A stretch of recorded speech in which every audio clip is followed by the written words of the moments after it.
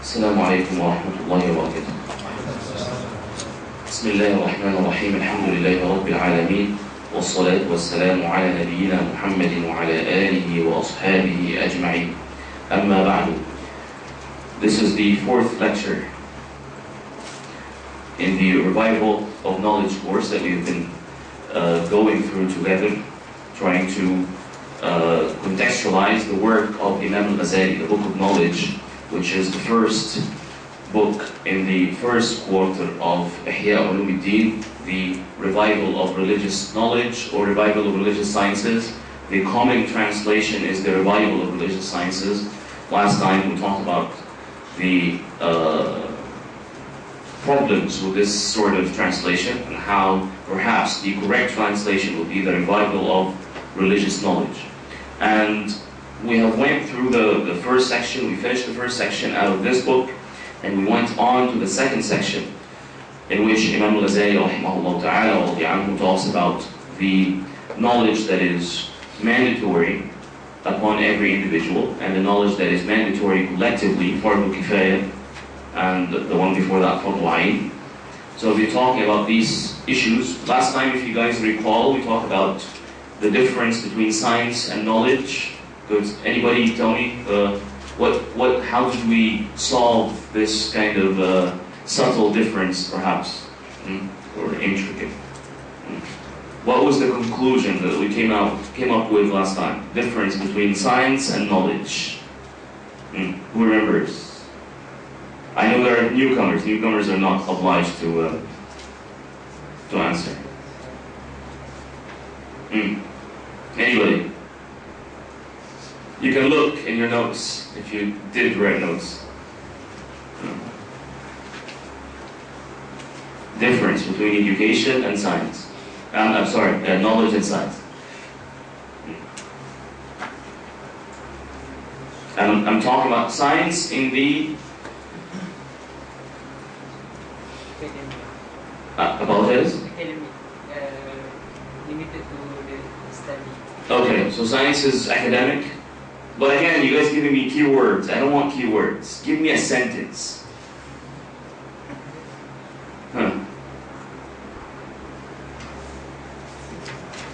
Mark, you can go ahead. Yeah. Science is accumulated and established knowledge, which has been systemized and formulated with reference to the discovery of general truths and the operation of general laws, which is written and taught, basically. Okay. Could you say that again? Hold on. You can have this. There you go.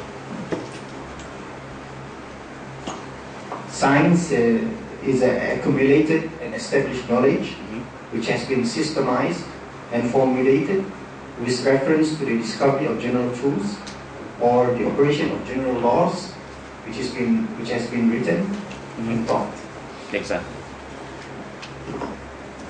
So, science usually involves some kind of codification, some kind of standardization of knowledge. And it has its own terminologies, it has its own structure. As you have mentioned, it's academic. In other words, it's something that is usually taught in institutions, schools, mosques, any sort of educational establishment. So this is science. And if you guys remember, we noted that science in this kind of context is different than the post-Enlightenment science in the Western discourse, which is really limited or confined to this idea of empirical sciences like physics and chemistry and biology and medicine and all these different sorts of disciplines that are empirical sciences related to experiments and measurements and numerical data and analysis of correlations between causes and effects or between various causes and so on and so forth. So this is on one hand, this is science, and on the other hand, what is knowledge then?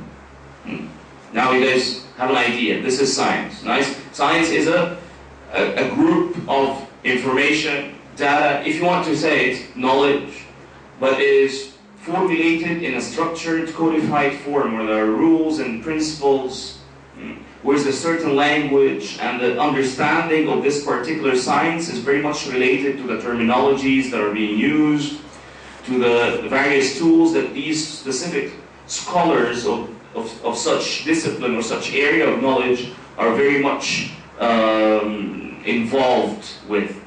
So this is science. What about knowledge though? I know somebody give me the keyword generally. I know that. So there you go. I said it already. All right. I guess I'll give the. You have an answer? Okay. You should keep the mic for that. Knowledge is something which can be known, and something that is out there that is known, even though we have no idea what it is yet, but it is there, something that can be known, okay. And something that is known. Okay, so this is one meaning. Do you recall another one, or? Okay. Okay, so knowledge is sometimes used to refer to whatever is known, whatever is possible or has the attribute or possibility of being acquired by our abilities to comprehend, understand, perceive, or conceive. So knowledge sometimes is used to refer to the known, all right? And sometimes is used to refer to an attribute, to a trait. Someone is knowledgeable. He has knowledge. Knowledge becomes a mindset. So it's an attribute. Like we say, I said last time, for example, Mu'adh, alim. So Mu'adh is knowledgeable. Knowledgeable here becomes a part of the identity, of the personality, of the psyche of Mu'adh, for example. Okay? So knowledge is more or less, it's the revealing of the unknown. Okay. Once the unknown, and by the way, this unknown has a context. It's unknown to you. It's not necessarily unknown to everybody.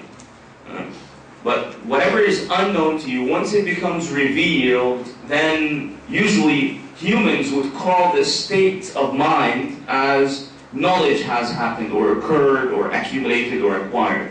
I acquired knowledge would mean that something that was hidden, something that was not known to me, something that was far away from my comprehension, and then I reached, I grasped, I understood. So knowledge has this idea of revealing whatever is out there. In this particular section, I've talked about how Imam Al-Ghazali wanted to do that kind of distinguishment between science or disciplines on one hand and knowledge on the other hand. And the reason he was trying to do this was that, and I guess you would find this near the end of this section, where he comes to speak to the jurists and to the theologians, and he's telling them that about the problems and the pitfalls that many of his contemporary scholars have fallen into, which is some kind of separation between whatever is academic, whatever is science, whatever is discipline, or field of study on one hand, and on the other hand, the idea of religiosity, tadayyun, or the idea of tasawwuf, Sufism, or what he calls also the idea of ilm al-mukashafa. Alright? So Imam Al-Ghazali wants to take the jurists and theologians to that kind of conclusion, that there is knowledge that they have been not aware of, or that they have kind of not concerned with. How does he do that? He starts the section by a juristic approach. He doesn't start this section immediately by talking about, hold on, there is some kind of knowledge that you guys, theologians and jurists, are not aware of, and you have to be very much attentive to. He does not do that, but rather he starts from a juristic point where he's trying to gather consensus or establish some kind of background or a starting point where everybody would agree to. So he goes to the hadith of the Prophet ﷺ that seeking knowledge is mandatory upon every Muslim, or upon every Muslim, male or female. And then he asks a question.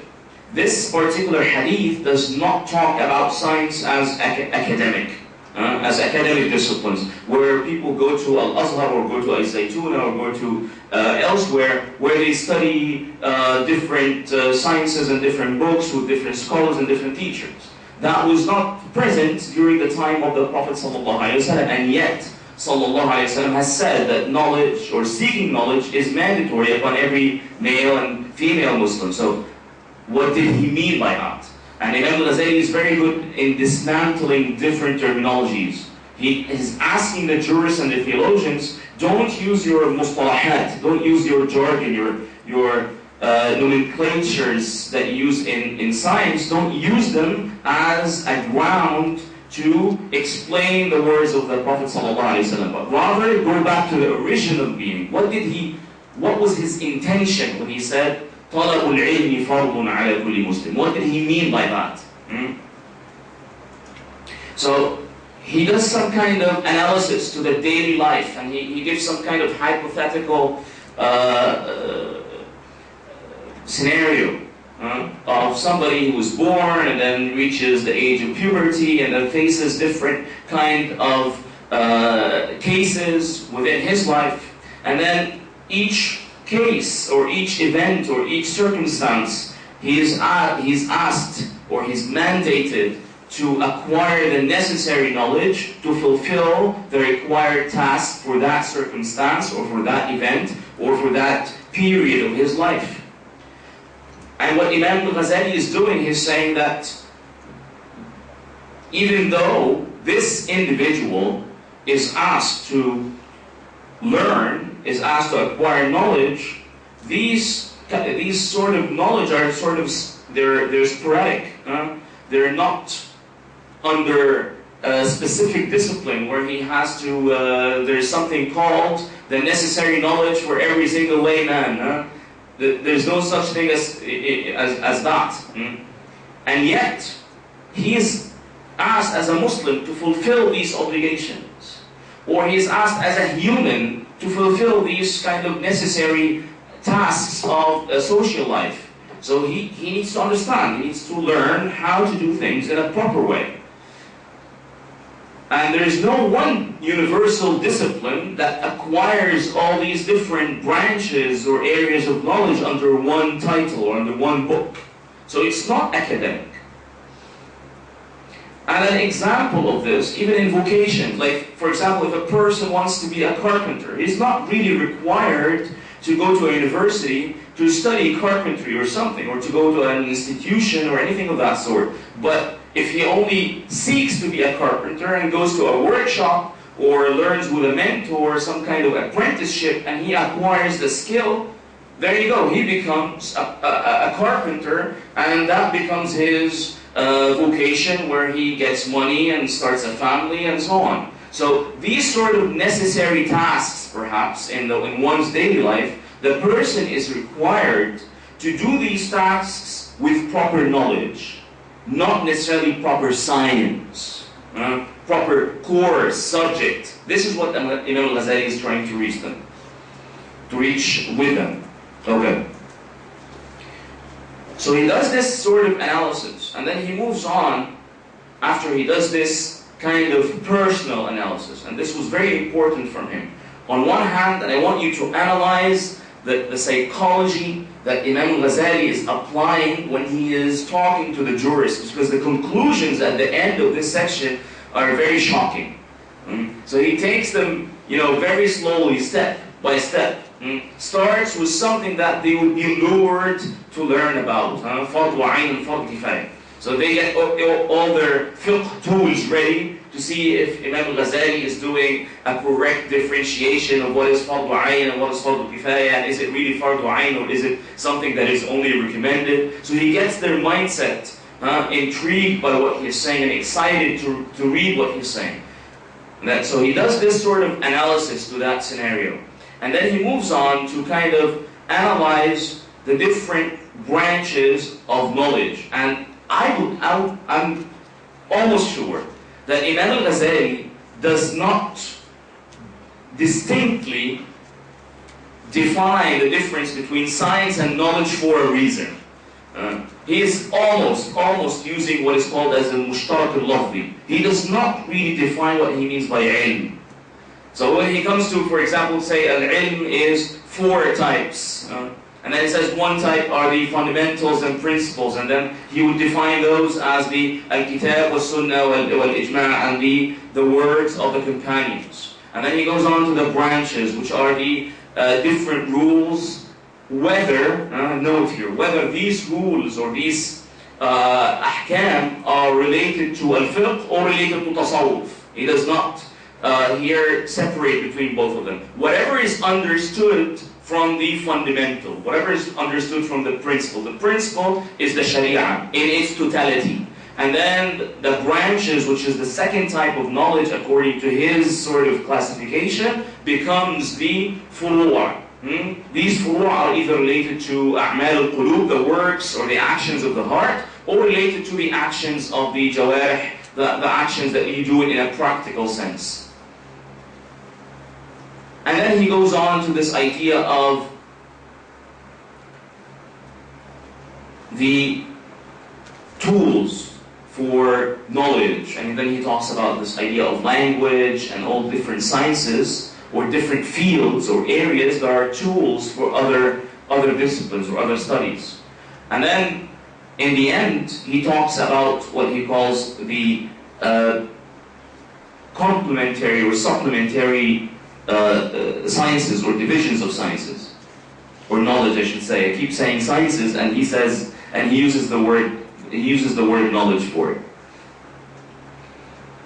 And he means by these complementary areas of knowledge anything that is additional, anything that is beyond the necessary amount of knowledge in general. Okay, so these are the 4 types or 4 classifications that he talked about. Up until now, he does not really distinctly separate science from knowledge. He just used the word ilm, and it can be understood as science, or it can be understood as ma'rifah. He does not really distinguish between these two.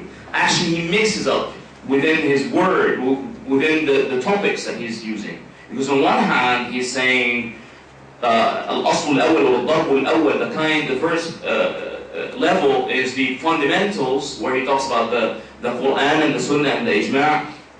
Here, the Quran is not a science. Sunnah is not a science. He does not talk about them as a discipline. So he kind of does this. He wants to detach the jurists from their own perceptions about what knowledge in Islam is all about. This is what he wants to do. He doesn't want to be under their own umbrella, but rather he wants them to approach the idea of knowledge in Islam in a different way. So they're using their own glasses, so what he wants to do is with them, leave the glasses that you're using, that you're reading with, and try to read things in a different way. Imam Al-Ghazali, after these 2 introductions, he kind of hits hard. He goes on to start talking about, giving kind of serious, difficult conclusions. And I believe the most difficult conclusion, or one of the most difficult conclusions, where he says that fiqh is from ulum al-dunya, that fiqh is a secular discipline. And this is very astonishing when you think about it. But he gives examples for this. What he is saying is that the fuqaha are not really concerned about this idea of ikhlas, of intention. See, intention, for example, is twofold. On one hand, it defines your objective. And actually, on both hands, it's defining your objective. But on one level, it defines your materialistic objective. In other words, I'm going to pray. Which prayer are you going to pray? Dhuhr or Asr, for example. So this is kind of materialistic objective because it's done by the physical self. And it's really related to time and your existence in this life. But the other hand is your objective, which is really the motive. Am I doing this for Allah subhanahu wa ta'ala? Or am I doing it for, it became a social norm for me? Or is it just kind of a habitual activity that I was raised to do? Or is it something that I do to impress other people? So there is some kind of a spiritual dimension to intention and niyyah, and there is some other kind of dimension that is related to identifying a voluntary action from some kind of random physical activity. Okay? So he's saying that the fuqaha are really concerned with this, the dimension that is related to identifying actions to separate a voluntary intended act from any kind of random action. That when you stand to pray, you're just not randomly doing that while not thinking what you're actually doing, without having the conscious of what you're doing. So this is what they're really caring about. That you have the conscious to identify your action. I'm doing this as a dhuhr prayer, not asr prayer, for example. So they're concerned with the niyyah, with the heart, when it comes to this. But how to reach ikhlas, it's out of their jurisdiction. It's out of the realm and out of their scope. So he's giving them an example. Don't you guys believe in this? Isn't that present in your books? And then he moves on to talk about how that if the relationship between the fuqaha, the jurists, and the path to the day of judgment, or the path to Allah subhanahu wa ta'ala, is only when it comes to the ibadat, only when it comes to worship. And so they're only concerned with the path to Allah subhanahu wa ta'ala is concerned where they talk about the rulings of faith or the rulings of belief, which is what makes a Muslim, what makes a non-Muslim, what makes a Muslim non-Muslim, and vice versa. What does the shahada or bear witness that there is no God but Allah subhanahu wa ta'ala, what does that entail? What does that entail as far as rulings again? Jurisdictions, verdicts. And also when they talk about prayer, when they talk about zakah, when they talk about siyam, when they talk about hajj. But out of these 5 arkan, out of these 5 principles, the rest is more or less it's a legal code related to the social order in a society. Because they're talking about the rulings of commerce, the rulings, the court rulings, the structure of these courts, all of the marriage and contracts. And when they talk about marriage, I believe we talked about this or mentioned this before, the fuqaha are not really concerned about how the man and woman become two good husband and wife. They're not really concerned about the melody in the marriage. But rather, what they're really concerned about is this a valid contract, not a valid contract? This is what really they're caring about. So he's saying this is secular because he's not making that analogy, but I guess I would make it for you guys. He's saying like if non-Muslims were to discuss legal matters, wouldn't they discuss according to their own sharia or according to their own law? Wouldn't they discuss what is legal and not legal when it comes to financial transactions? Wouldn't they discuss what is legal and not legal when it comes to marital status? Wouldn't they discuss what is legal and not legal when it comes to political order and so on? So this is really secular. It's something that you need to keep kind of a social order in a society, whether you are a Muslim or not Muslim. In the end, you kind of need a law. But here is the subtle idea that unless he's saying, what he's really saying is saying that even though, because they would probably retaliate against Imam Al-Ghazali and say that these laws are from Allah subhanahu wa ta'ala. So we're ordered, we're commanding, it's a kind of worship. that we obey Allah subhanahu wa ta'ala by applying these specific laws, not any other kind of code of law. And what he would say, all right, I grant you this, but given one thing, that you as jurists see and apply and implement and call for the spiritual dimensions of these laws. Otherwise, you're just using this to get some kind of positions, to be a judge, to be to work in court, to be a mufti, to be a kind of some kind of a leader or a manager of endowments, awqaf, to be a manager of a waqf or something. So you're really studying these to get governmental positions. You want to work as a government agent. So what do? You study fiqh. It's just like, if you want to be a government agent now, what do? Maybe in some areas you go learn law. You get a law degree. Why? So because you're looking to work in the legal authority. So Imam Al-Ghazali is saying this to them. It's a secular science. It's the best of secular sciences. He does not hinder this. He says that fiqh is more important than tibb, for example. Not more important, but higher in nobility than tibb. But that medicine. But all in all, fiqh and medicine, both of them are secular in that sense. And again, he says that the closest thing you get to the path of Allah subhanahu wa ta'ala is when you talk about the acts of worship. That's your closest area. Otherwise, you don't get near there.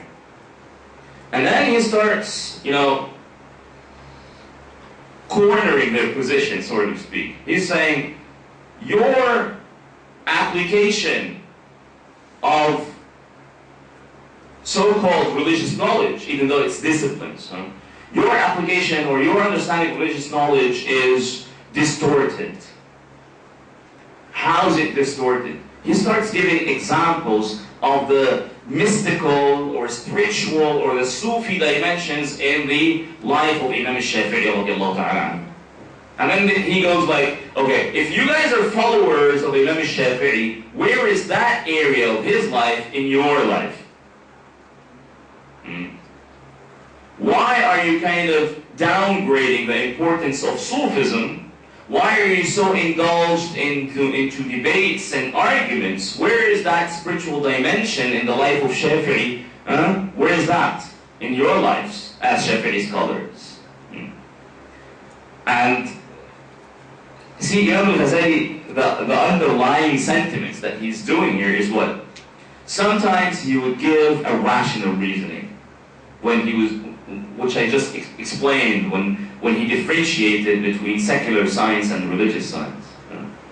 So that was a rational tool that he was using, rational proof. And then he gives a proof from al-athar, with a narration. It's like using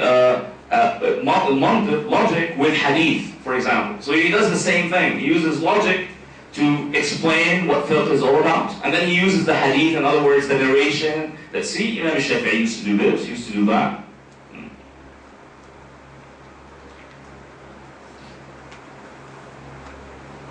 And he gives, and I guess we would have to talk about this particular narration that he mentions. He gives an example, and I guess we should be aware of the reality that was back then between the Hanafis and the Shafi'is. There was very strong, they were very strong rivals. So Imam Al-Ghazali radiallahu ta'ala anhu, he mentions a story about Abu Yusuf rahimahullah ta'ala, who was the student of Imam Abu Hanifa, that he used to give his money right before the time where zakah becomes obligatory for him to pay, right before the end of the year. He would give his money as a gift to his wife. And after that time passes, he would receives back the gift that he gave. And he says that Imam Abu Hanifa rahimahullah ta'ala said that this is from the fiqh of Abu Yusuf, that when he heard this, he said, Abu Yusuf has a legal mind, has a legal mindset. And Imam Ghazali says he does. He concurs. He's not saying that he is not having a legal mindset. He says, yes, you have a legal mindset. But this has nothing to do with the path to Allah subhanahu wa ta'ala. Now, when a reader deals with this, you're not supposed to read this kind of story and then go immediately and say, okay, so Imam Abu Yusuf al-Qadi, the great Muslim jurist, was somebody that was trying to play with the law and these sort of things. But rather, look at the dimension that Imam al-Ghazali is trying to say. Because Imam al-Ghazali, he did not say, this is not fiqh. Note. He said, this is fiqh. I concur, yes. Because all in all, any kind of method, any kind of legal, whether it's Muslim or non-Muslim, by the way, any kind of legal school, it will always have some kind of gap where a person could use in a case of a necessity, for example. Some kind of a legal exit for certain, urgent, necessary circumstances. That is possible in any kind of school. So what he wants to say is that there is a difference then if we point out or if we become aware of this reality. There are gaps in fiqh sometimes. And your motive behind using those gaps has nothing to do with fiqh then. This is your spirituality now speaks. Why are you using the gap? Is it because of a necessity or is it because you're twisting the law? Which one? And that second part, are you twisting the law? Are you not? What is your motive? This has nothing to do with fiqh. They don't discuss that. They don't put this. See, I want you to note something. The fuqaha talk about the conditions upon which you can use a rukhsa, a permission, which I call the gap. The fuqaha has put conditions, but the conditions that they have put are also legal conditions. But they did not talk about the spiritual conditions for you to use a rukhsa, for example. They did not talk about that.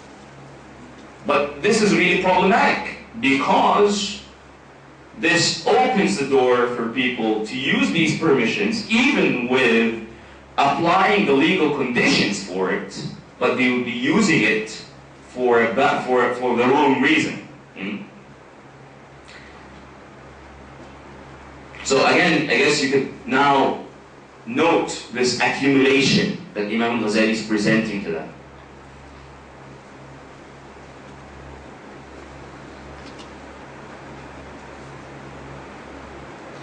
What Imam Ghazali here is trying to get at, and also there's another point where, before I mention this conclusion, another point that Imam Ghazali mentions to them. He says, in the middle when he was talking about this idea of medicine and fiqh, he goes like, look, you guys are really concerned about what is fardu kifaya. Aren't you guys fuqaha? You're jurists, right? So you know what is fardu kifaya and what is not. Okay. How come we rarely find a Muslim doctor in our society? He's talking about his society. How come we rarely find a Muslim doctor, and yet everybody who's really involved in academic studies are going to religious or so-called religious disciplines? Aren't you guys jurists? Then you should issue a verdict that people should study other areas of knowledge. But he says, you know what? These other areas of knowledge, they don't get you positions. When you study these so-called religious disciplines, you become famous. You get a good salary. Back then, being a faqih gives you more salary than being a doctor. Which is really funny. So being a faqih back then was, you get money, you get decent amount of money. But if you were to be a doctor, that was not really a good, you would not really get the same financial reward out of it. So Imam Ghazali is saying, okay, if you're really concerned about the collective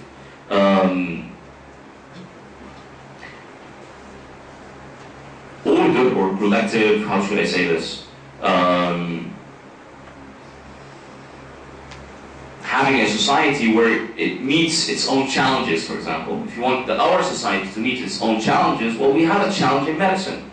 Why not you guys issue a verdict to call others to start learning medicine? But instead, you only go to the religious sciences. So he even uses that classification that he started with, talking about the difference between Fard Ayn and Fard Kifaya. He uses that sort of against them. You're only doing this for the sake of positions. But then there's and see, it's another problem that Imam Al-Ghazali was facing, and we are facing as well. You find you find this really in the Arab world. I don't know about elsewhere, but you find this in the Arab world where a person who is not really an observing Muslim, in other words, not really observing to the rituals, to the obligations, religious obligations. And once he becomes, or she becomes conscious about these religious obligations, they all of a sudden decide to be religious scholars. It's as if there is no difference between being religious and being a scholar. They almost become synonym. That if I want to be religious, mutadayyin, then I need to study. And they say, أنا عايز, and the word that they use, أكون ملتزم. I want to be, an observant Muslim. I'm quoting what is being said in Egypt. I want to be an observing Muslim. Okay. So you find recommendations. Go buy that book of fiqh. So here there is a kind of, mixing up. This is a distorted view. Buying a book, to begin with, learning from a book is not correct. Just put that aside. Even when it comes to academia. Learning directly from a book academically is false. But let's grant that it is possible that you learn directly from a book. That person is not telling you, I want to be a scholar. He is saying, I want to be religious. Religious meaning I want to practice. I want religion to be part of my life. Not to be part of my terminologies. So they take the person from, not being able to fight his desires, not being able to conquer the shaitan, not being able to fight back evil, and it's loaded with, experiences that pulling him down. They take that kind of person only because he starts to have a spark of religiosity. Immediately from that step to you become a student of knowledge, with all the problems that are already in his heart. So you find if that person, for example, was a show-off, but before the religiosity spark, he was a show-off by cars, by clothes, by where he goes and where he comes and goes and so on. So when he becomes, so to speak, religious, a sheikh, and then he becomes having a beard, and from day one he's answering questions. Once he does that, he's showing off in the classes. So there is no difference in reality. You were showing off in your secular life. Now you're showing off in your religious life, supposedly religious life. But this is worse, because showing off in the dunya, you could say that this is part of dunya. Showing off in in materialistic life, that's part of that life actually. You cannot be so indulged in dunya and not to show off, right? So that's a normal act. But what's abnormal is that you become religious and then show off. So it becomes worse. That worsens his problem. And Imam Al-Ghazali talks about this. That this makes the problem worse for the person. This idea is very, prevalent in our modern societies, at least Arab societies. Again, I'm speaking of what I'm aware of. But I guess in America that happens with some, Muslims, even new Muslims. that from day one, they're inserted into this idea of sectarian differences. Which group are you with? If they go with, with the Salafis, they go, are you a Salafi or a Sufi or a Ash'ari? And if they go with Ash'aris start saying, are you a Maliki or a Hanbali or Shafi'i or Hanafi? So the person is inserted in academic differences right on. It's like this. It's like if you go to a person, for example, I want to give you like a hands-on example. If just a normal person asking somebody,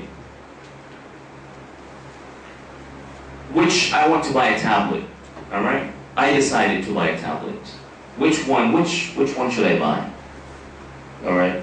So you find one person who start asking, well, how much is your budget? What do you really need? How do you want to really function? And then you find somebody else starting doing all these, Apple or Samsung, and how this one is better than the other one, and how, and then, or perhaps talk about specs and different technologies and use terms and words that you would not say. You would not understand. That the person is just asking you for the necessary functionality, right? So same thing happens with religion. The person is a new Muslim. He wants to live as a Muslim, live Islam. But instead, you insert the person in some sort of academic differences. And I suppose it's academic differences. Sometimes it's not really academic. Sometimes it's political. Sometimes social.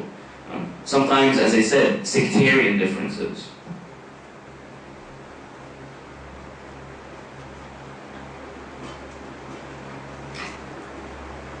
There was a person that I kind of knew from far away. He was not really a close friend of mine, but he was a friend of friends.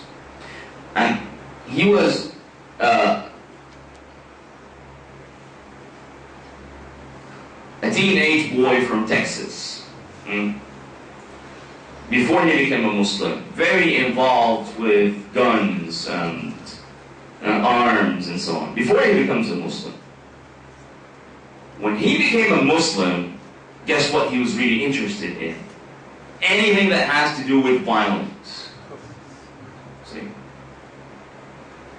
But he would try to argue, I'm doing this for the sake of Allah. You're not really, look, you were holding guns before you were a Muslim. So when you came to Islam, you're just choosing what you're used to do. What is really difficult is to disobey your hawa, to disobey your desire. By doing so, even if, let's suppose that you have that good intention, but at least out of training, just train yourself that instead of that, I'll do qiyam layl. I'll do something I'm not interested in. Because when you say, I am interested, this is where hawa comes in.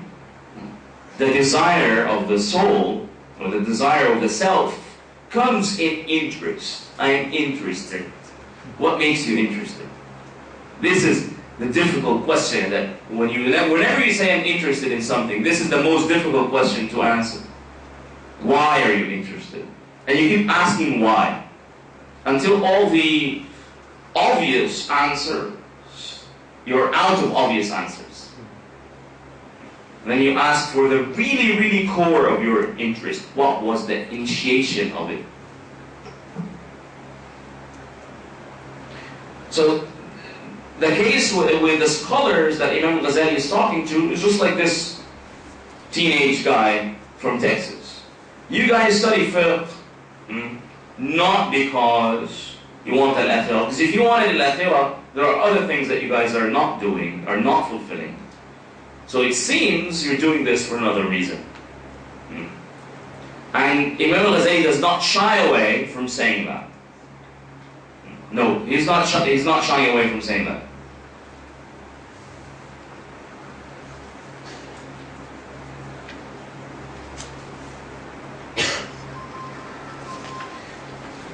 Okay.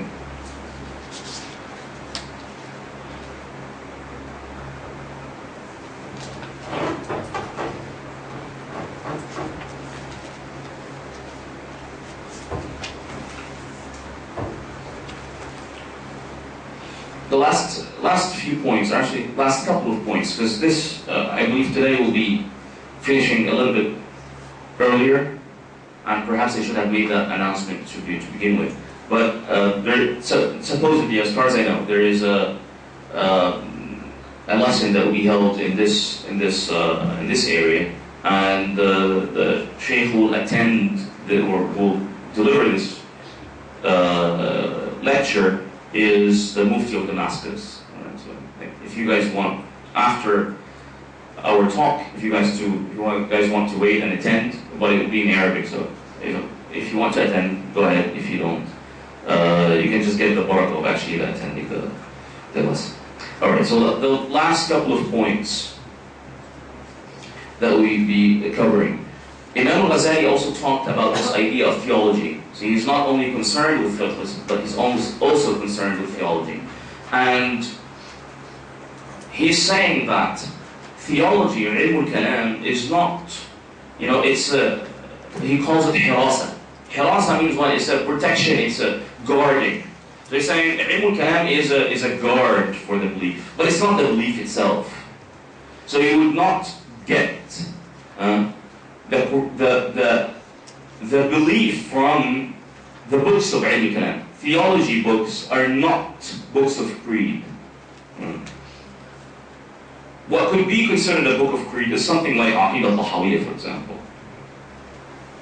But books that are really concerned about differences and logical proofs and argumentation and debating and different terminologies and all of these intricate matters, these are not by any means the books of belief.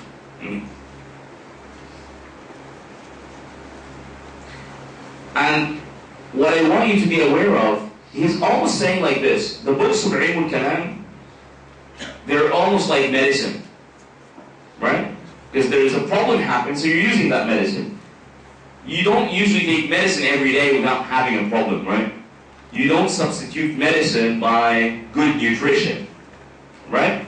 So he's saying, why are you dealing with theology as if you're dealing with nutrition? It's just a medicine. If you need it, you take it. Otherwise, why would you approach the medicine? Because then it will be harmful to you, right? If you start taking medicine without a reason, without having some kind of an injury, without having some kind of medical problem, if you just keep taking those chemicals, what would happen to you?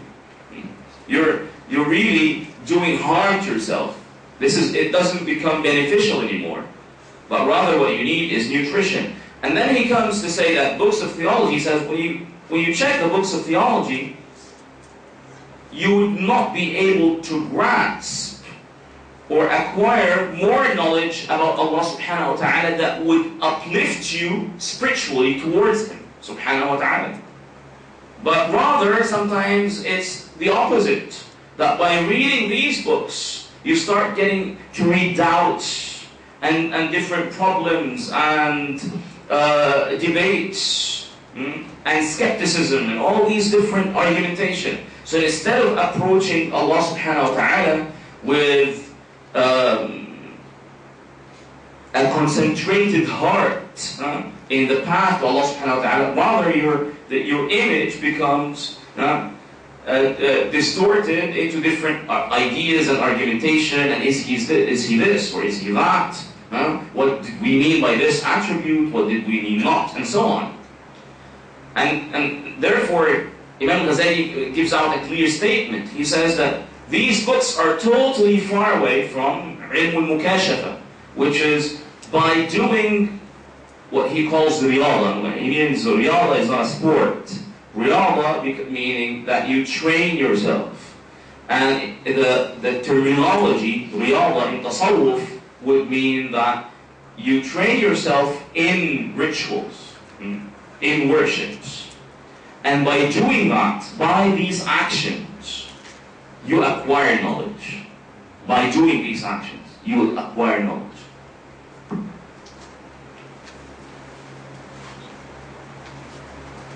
Imam Al-Ghazali, there was one point, I believe, in Ihya Ulumuddin, where he distincts between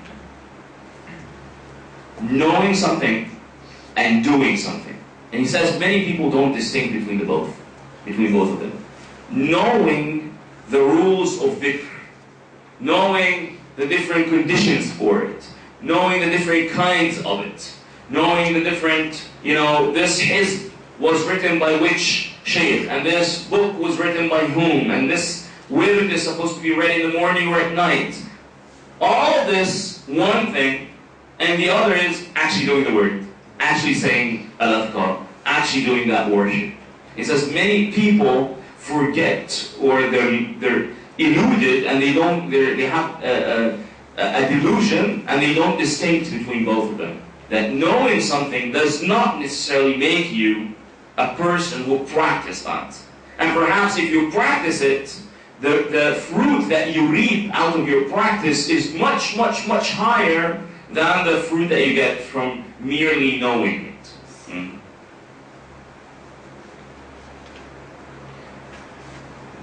And what is really ironic, that you find people when they talk about education, they say the best way in education is when you do practical stuff, right?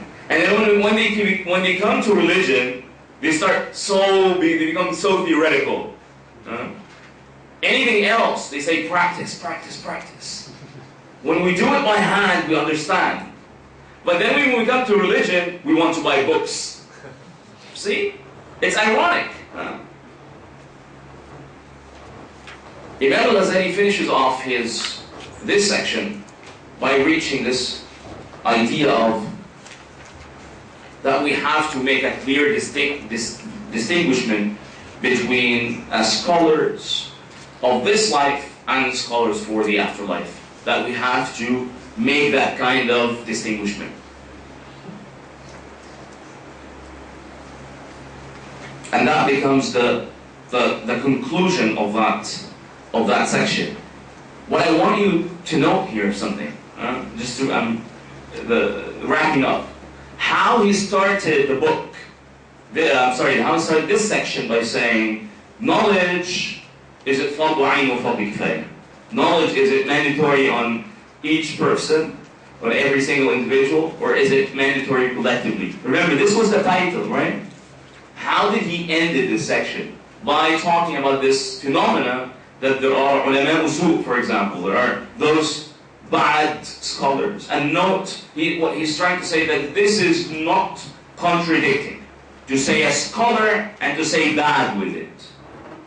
Why is it not contradicting? Because there is a difference between science and knowledge. So he's a scholar in his science and he does not deny that.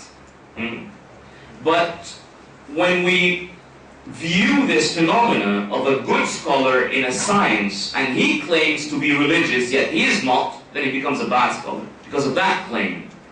Alright? And it's as if he's saying you're using the nobility, the high regard of the religion.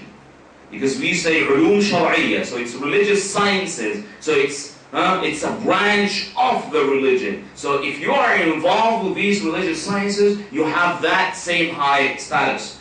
And he says to them in that book, you might tell me, or somebody might tell me that, is it the fuqaha, the jurists and the theologians and the scholars of hadith, aren't those still, they are the scholars of this ummah, how come you say that?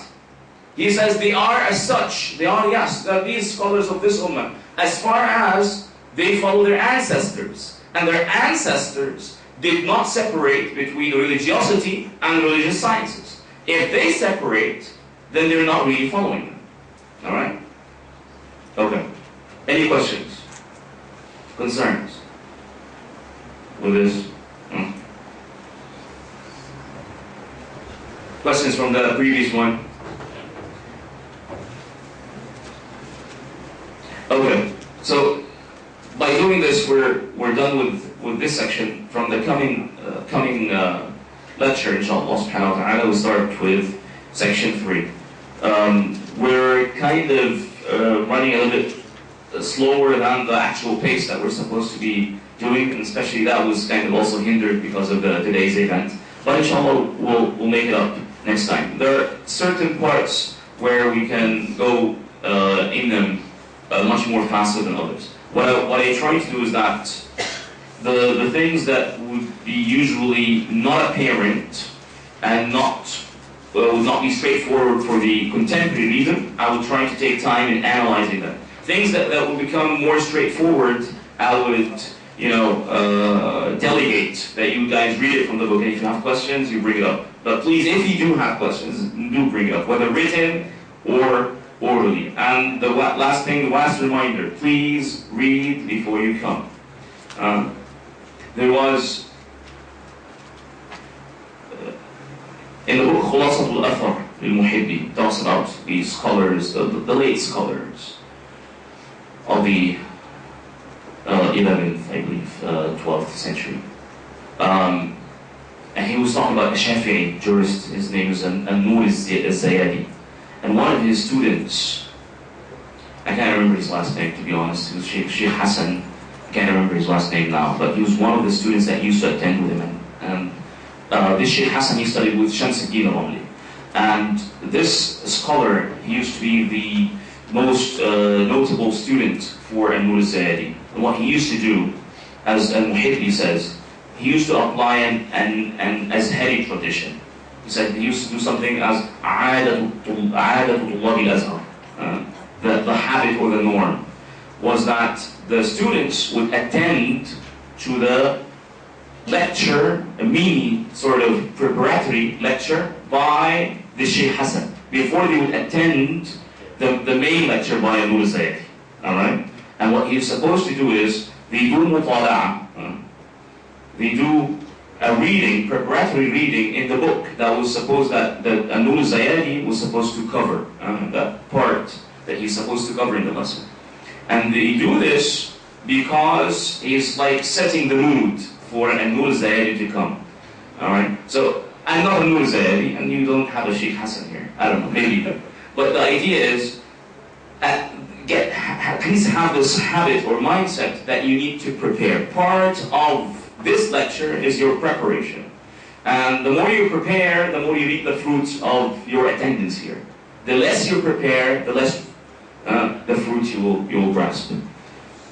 سبحانك اللهم وبحمدك أشهد أن لا إله إلا أنت أستغفرك وأتوب إليك.